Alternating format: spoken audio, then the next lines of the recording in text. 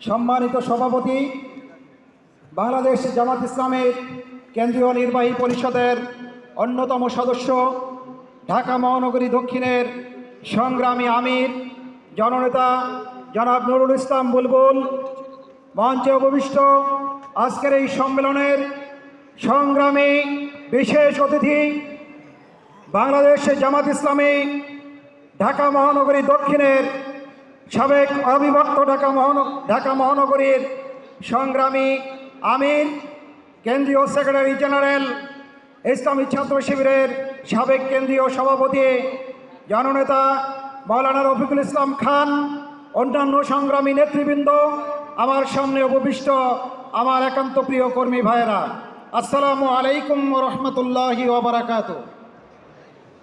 আল্লাহ রাব্বুল আলামিনের শুকরিয়া আদায় করছি এই জন্য যে আজকে যে সম্মেলন আপনারা উপস্থিত হয়েছেন, আপনারা জানেন এর কিছুক্ষণ আগেই এই একই জায়গাতেই একটা বড় রোকন সম্মেলন হয়েছে।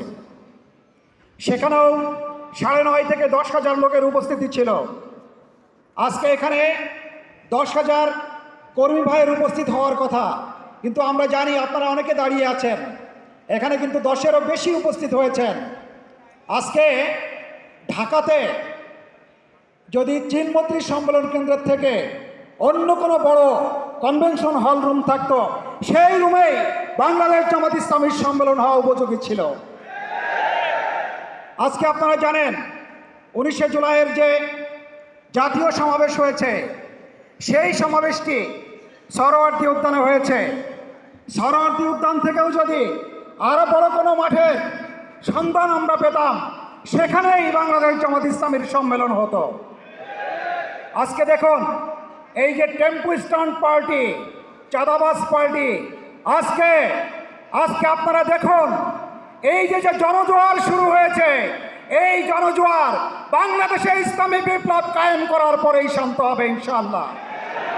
প্রিয় ভাইরা, চট্টগ্রামে আপনারা জানেন যে চাঁদাবাজির ঘটনা ঘটেছে, সেখানে ইসলামী ছাত্র শিবিরের আমাদের একজন দায়িত্বশীল ভাইকে মারাত্মকভাবে আহত করা হয়েছে। আপনারা জানেন শিবির যে বিরাট প্রতিবাদ সেখানে তুলেছে, সেই প্রতিবাদে শুধু শিবির নয়, আপামর জনগণ, সেখানে ব্যবসায়ীরা, হাজার হাজার ব্যবসায়ীরা সামিল হয়েছে। কেন জানেন?